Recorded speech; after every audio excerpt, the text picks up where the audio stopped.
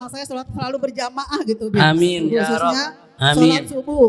Jadi saya selalu tiap subuh bangunin anak saya biar dia berjamaah. Amin. Bagaimana caranya gitu supaya saya cuma berdoa terus anak saya tanpa saya bangunin, tanpa saya gedor-gedor sampai saya menangis, Beb. Ya. Supaya anak saya sholat subuh gitu. Ya, Karena saya amin. tahu betul sholat Amin. subuh betapa banyak pahalanya dilimpahkan oleh Allah Subhanahu wa taala. Amin. Jadi saya mohon doa Habib, mudah-mudahan doanya mungkin insya Allah biar diterima oleh Allah Subhanahu wa taala. Amin. Saya rasa itu aja. Assalamualaikum warahmatullahi wabarakatuh. Soal doa kepada anak, baik pertanyaan ibu maupun yang di sini tadi yang anaknya minta supaya gampang bangun subuh dan lain sebagainya.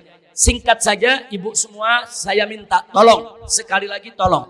Kalau ada ibu yang punya anak, maaf, nakal, bandel, susah dibilangin, ngelawan dengan orang tua, tolong jangan sekali-kali ibu sumpahin. Jangan sekali-kali disumpahin. Sebab sekali ibu sumpahin, sengaja atau tidak sengaja, mungkin ibu emosi, ibu sumpahin. Hati-hati, sumpahan seorang ibu itu gobol di sisi Allah. Ibu kalau lagi doain anak, itu nggak ada pemisah antara ibu dengan ibu punya doa. Doa ibu naik ke langit, Allah gobolkan.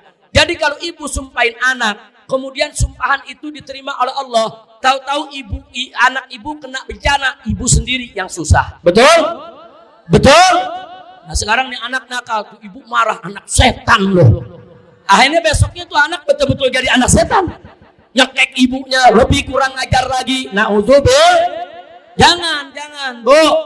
Kira-kira ibu bisa gak marah tapi ngedoain? Ayo testing. Lagi marah sama anak, emang pinter loh. Bisa gak?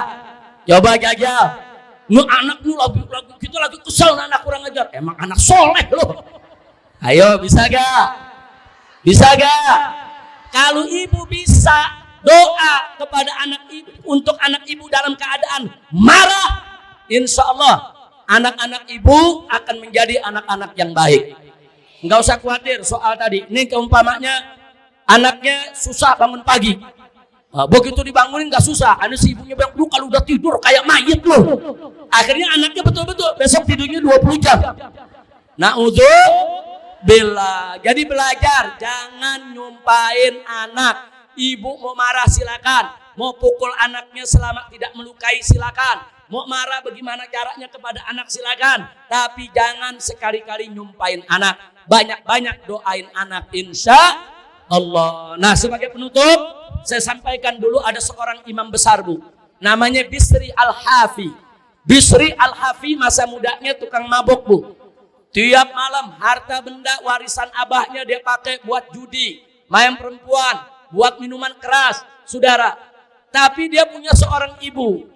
Ibunya sedih melihat anaknya mabok. Tiap hari malam pulang mabok. Tapi ibunya tidak pernah putus asa mendoakan anaknya. Tiap malam dia berdoa, dia nangis kepada Allah, minta supaya anaknya dapat hidayah. Kemudian anaknya kalau pulang malam nih jam 1, jam 2 pagi ketok pintu udah mabok. Teler. Ibunya tetap setia, dituntun tuh anaknya, ditaruh di tempat tidurnya, dibuka sepatunya, ibunya langsung tahajud, minta kepada Allah supaya anaknya diberikan taufik dan hidayah. Itu bukan sehari 2 hari, Bu. Sehari 2 hari, seminggu 2 minggu, sebulan 2 bulan, setahun 2 tahun. Akhirnya beberapa tahun kemudian waktu yang diharapkan oleh si ibu datang, saudara. Nih Bisri Al-Hafi lagi mabok, pulang tengah malam di jalanan, ngelihat ada selembar kertas disobek. Ada tulisan Bismillahirrahmanirrahim. Cuman itu kertas udah kotor, orang lalu lalang diinjak-injak. Akhirnya apa? Dia ambil itu kertas. Begitu dia ambil itu kertas, dia lihat ada tulisan Allah diinjak orang, dia marah-marah. Kurang ajar, nama Allah direcehkan, nama Allah diremehkan. Pokoknya mulutnya udah kurang ajarin orang, gak tahu diri lah. Kemudian dia pulang ke rumah. Begitu ketok pintu masih mabok nih. Dia bilang, ibu, ini Bu, ada tulisan nama Allah diinjak orang, Bu. Dia nggak terima, saya nggak redo, Bu. Bu tunggu dulu. Akhirnya dia bersihkan itu kertas, dia ambil satu kotak, dia taruh dalam kotak, dia wangikan itu kotak. Dia tutup, ibunya lagi liatin, ini anak punya kerjaan. Akhirnya begitu nih anak tidur, ini ibu sujud syukur kepada Allah, mohon ya Rabb, anakku nggak pernah menyebut namamu ya Allah. Anakku nggak pernah berzikir ingat kepada Engkau ya Allah. Sholat juga enggak. Tapi malam ini ya Allah, dia pulang, dia marah, namamu dihinakan. Dia marah, namamu dikotori. Dia marah ya Allah. Dia wangikan kau punya nama ya Allah. Ya Allah, jadikan ini awal petunjukmu. Jangan kau tarik lagi ini cahaya darimu ya Allah. Sadarkan aku punya anak. Si ibu sujud, tahajud itu malam mohon. Si anak apa begitu tidur? Dia ngimpi saudara.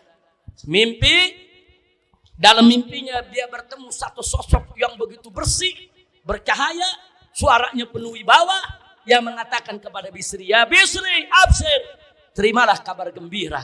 Hari ini kau sucikan nama Allah. Hari ini kau muliakan nama Allah. Hari ini kau tinggikan nama Allah. Maka mulai hari ini namamu akan disucikan oleh Allah. Namamu akan dibersihkan oleh Allah. Kedudukanmu akan ditinggikan oleh Allah. Kaget Bisri bangun dari tempat tidurnya. Begitu bangun dia nangis. Ya Allah, aku ini Bisri ya Allah. Bisri yang gak pernah sholat. Bisri yang gak pernah zikir. Bisri yang selalu lupa kepada Engkau ya Allah. Hari ini baru sekali Bisri ingat kepada Engkau ya Allah. Tahu-tahu Engkau ingin membersihkan dosaku. Engkau ingin mensucikan aku. Sujud Bisri ya Rabb. Malam ini aku taubat, gak akan berbuat dosa lagi kepadamu. Itu saat itu juga dia berbersih diri. Dia ambil wudhu, dia sholat. Ibunya begitu lihat anaknya mulai sholat subuh, senang luar biasa. Enggak sampai di situ. Paginya Bisri menghadap ibu. Ibu, maafkan aku ibu, ridhokan aku ibu. Selama ini aku sudah bikin susah ibu, bikin ibu menangis. Semalam bu aku Bisri mimpi. Dia ceritakan mimpinya. Karena itu ibu ridhokan aku. Saat ini Bisri ingin berangkat ke negeri ini, ke negeri ini, ke negeri ini untuk menuntut ilmu. Doakan ibu. Ibunya nggak larang. Kalau kau untuk ilmu ya nak, silakan kau berangkat, kau pergi. Ibu ridho, walaupun kelak kau tak bertemu lagi dengan ibu. Berangkat ini Bisri. Singkat cerita puluhan tahun orang nggak tahu saudara kabarnya. Akhirnya begitu suatu ketika orang-orang kampungnya, keluarganya, kerabatnya, tetangganya bikin haji. Rame-rame bikin haji ke Mekah. Begitu sampai di Mekah dia lihat ada satu majelis penuh murid-murid yang ngedengerin. Begitu dilihat yang ngajar adalah Bisri Al-Hafi. Subhanallah. Bu. Doa siapa? Doa siapa? Nah kalau udah soleh begitu yang untung siapa? Makanya anak serusak apapun jangan disumpahin. Doain yang bagus agar anak kita semua insya Allah menjadi anak yang soleh.